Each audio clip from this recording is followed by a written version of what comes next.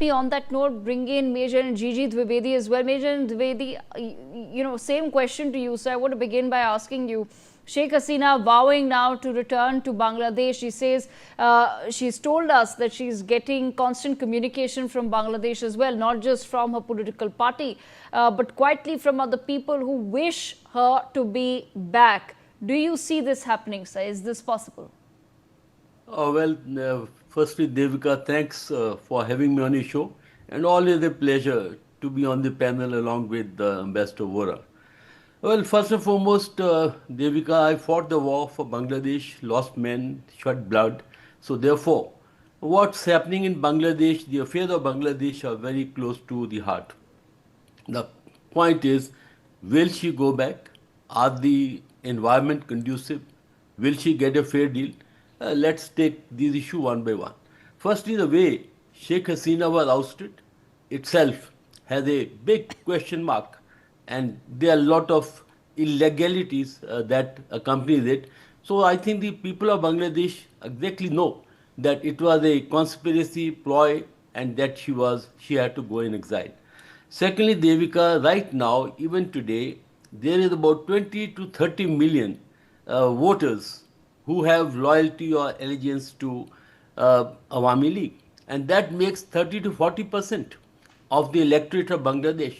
So therefore, Sheikh Hasina still has a very strong base in Bangladesh.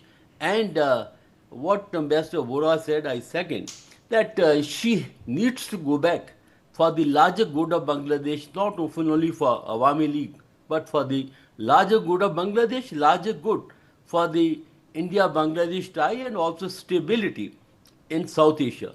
Now the question comes, will she get a fair trial? Well, given the circumstances, I don't think that she'll get a fair trial, because when she was implicated and given a death sentence, the International Court Tribunal was actually structured and the verdict had been pre-decided. And so also would be the case, because please remember, Tariq Rahman may have been elected, but these elections are actually flawed. Firstly, Awami League was not part of the electoral process, and therefore, even today, the radicals are calling the shots, and Tariq Rahman doesn't have the kind of independence to be fair to the Awami League or to the political system.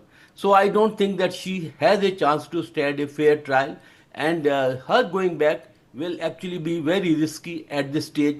Possibly she has to need to wait and watch. At the same time, I think she needs to do bit to ensure that the morale of the electorates who are loyal or who are the vote bank of Awami League are not demoralized, and there needs to be hand holding. At the same time, the international community also must be sensitized as to what exactly is going on in Bangladesh today. There's no law and order, it's almost like anarchy, and radicals are calling the shots. So I think for the larger good, Sheikh Hasina need to wait and watch. Of course, it's a dilemma for India, because extradition is being actually called upon by the current dispensation, but at the same time, India is on very high moral ground that she is a political victim, and therefore her extradition doesn't fall in the ambit of the agreement. So all I can say is that Sheikh Hasina still has a strong base.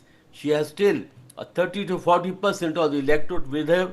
She has to hold and wait for that time, but at the same time be politically active to ensure that both within Bangladesh and also for the larger global polity, the issue of Bangladesh is kept alive, and the situation in Bangladesh is put forth for the larger information of the global polity. But Major Dwivedi, at the same time, the same question to you as well, sir. The balancing act that India has to play now, because of course we want good relations with Bangladesh as well, and I'm sure Bangladesh expects the same from India. So how does one do that? Because there is some political pressure that is being exerted now. You could say that that's all posturing being done for the people of Bangladesh, because the current government has to show that we are putting pressure on India, whether or not they truly care about the extradition of a Sheikh Hasina.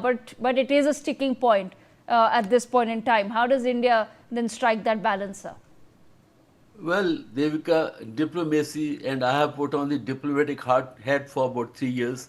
is always how to navigate when the environment are very uncertain, when the wicket is very sticky, how you have to bat on. Well, that is the acme of diplomacy. You are very right. I think Tariq Rahman has domestic compulsions to keep calling for extradition because he has to play for the domestic audience. But we may not be very serious. But there are two, three issues, Devika, which are very important. Firstly, I think Bangladesh is going through a very unstable phase, and willy-nilly it cannot ignore India as a strategic neighbor. No matter how much Chinese try to woo or how much influence Pakistan is trying to create in Bangladesh, how ISI is working, but I am sure the average citizen of Bangladesh knows quite well that Bangladesh cannot progress, cannot be stable without the full support of India, and it cannot antagonize India. So, in a nutshell, I can say that diplomacy has to place its cards. Diplomacy has to actually navigate a very difficult situation. But then, diplomacy is all about how you navigate when the environment are very unpredictable or uncertain. In this case, two things need to be taken into cognizance. Firstly, on moral ground, India is well within its rights to give asylum or the stay to the former Prime Minister Sheikh Hasina because she is a political victim, and it does not come in the ambit of the that treaty that she has to be extradited. And second point is on humanitarian ground because we have enjoyed excellent relation under Prime Minister Sheikh Hasina when she was at the helm, and India has the commitment, loyalty, and also the human angle to ensure that when she is in trouble or she is in a corner, her life must be protected and secured. And that's what India has always done. Whenever there is a political victimization, we have a very clean record that we have always placed humanitarian ground above every other dimension. Right, David. absolutely. So, thank you so much for joining us on the broadcast with that perspective.